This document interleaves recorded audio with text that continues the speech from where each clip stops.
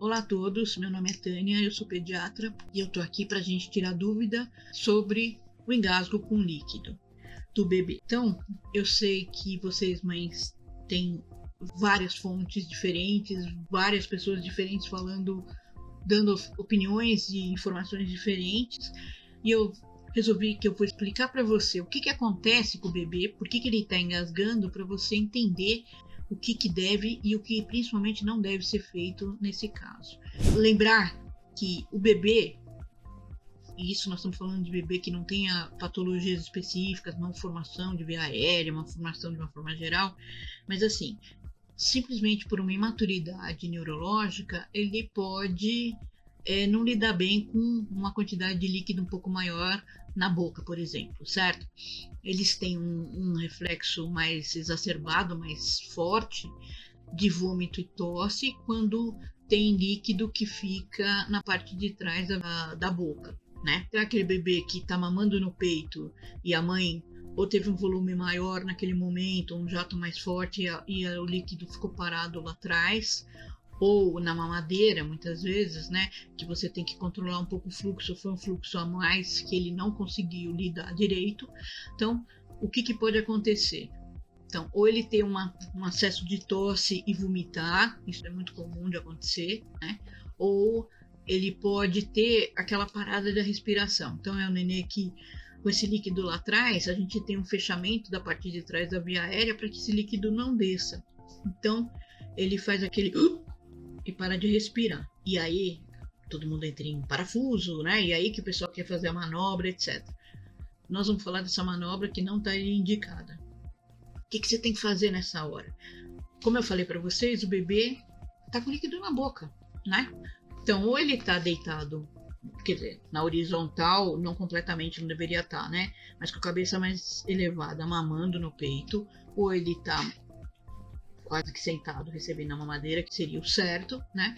A hora que ele engasga, tem esse reflexo que eu falei, o que a gente faz? Você vira ele de lado, porque se ele tá com excesso de líquido na boca, a gente vai tirar esse excesso de líquido dele, né? Então, ele assim, ou sai pela posição, ou então você tira o excesso com a mão mesmo, com um paninho, alguma coisa que tiver.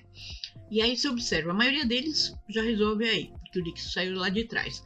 Mas se ele não resolver, você põe ele em pé, observando essa criança, porque você tem que ver se está respirando ou não, né?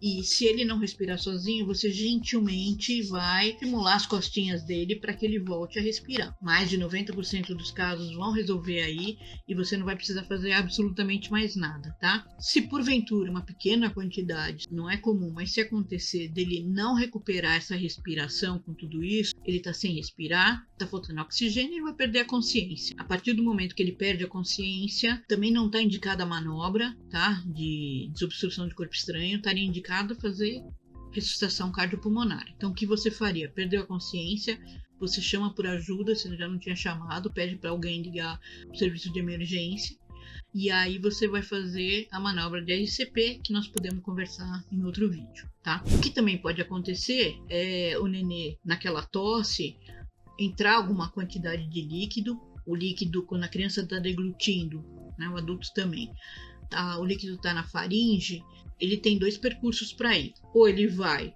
para o estômago, né? Esôfago, estômago, ou ele acaba indo errado e vai para a via aérea. O mecanismo que faz isso não acontecer é uma subida da epiglote, da laringe, e uma tampinha que acaba cobrindo essa laringe, que chama epiglote. Então ele tampa para o líquido na hora que está descendo, ir para o esôfago e não ir para a via aérea, tá bom? Pode acontecer alguma coisa e entrar pequenas quantidades de líquido aí, a criança vai manter tosse, e a partir do momento que esse líquido entrou no pulmão, pessoal, não tem como tirar mais. Ele está lá dentro, vai ser absorvido, e claro, vai ter as complicações, pode ter pneumonia, pneumonite, mas assim, a manobra não está indicada porque não vai tirar esse líquido de lá, ok? Quando estaria indicada, então, a manobra de desobstrução de corpo estranho no bebê? Então, a primeira coisa para falar, a manobra de Heimlich, ela é aquela clássica, né, que tem um indivíduo atrás do outro fazendo compressão na barriga, né, na altura logo abaixo das costelas, né, do gradeado costal.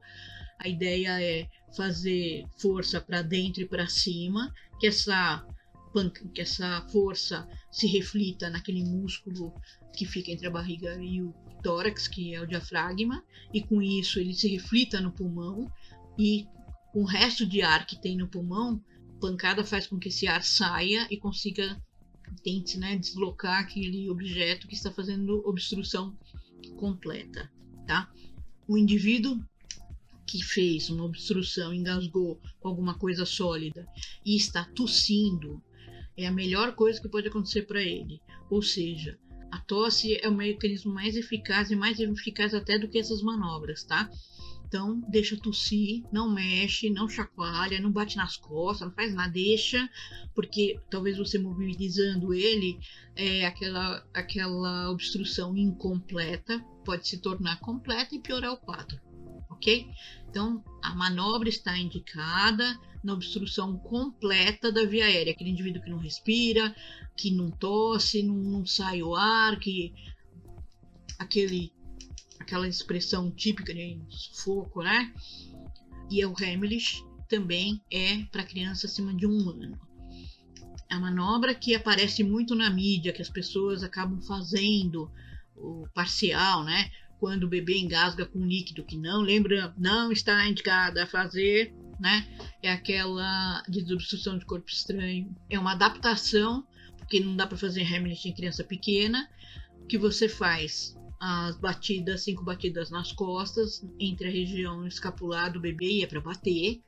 Por quê? Porque você tem que imaginar que é um ser que está com uma obstrução completa, ou seja, não está respirando, com um maior risco de vida, e é o jeito de você batendo aquilo sair do lugar e ele expelir, ou você completa o ciclo, que é vira ele ao contrário, e vai fazer as compressões torácicas, que você também, dessa forma, um pouco de ar que tem lá, a ideia é que ele saia e consiga expelir aquele corpo estranho que está fazendo a obstrução completa. Mas voltando, vocês entenderam uma coisa quando entope a via aérea com um objeto sólido, e outra coisa é quando o bebê faz aquele engasgo com líquido, que são coisas completamente diferentes. Não está indicada a manobra de desobstrução de corpo estranho sólido no líquido. Simples assim. Eu espero que vocês tenham entendido, e a gente pode fazer um próximo vídeo explicando como faz a manobra de desobstrução de corpo estranho no objeto sólido.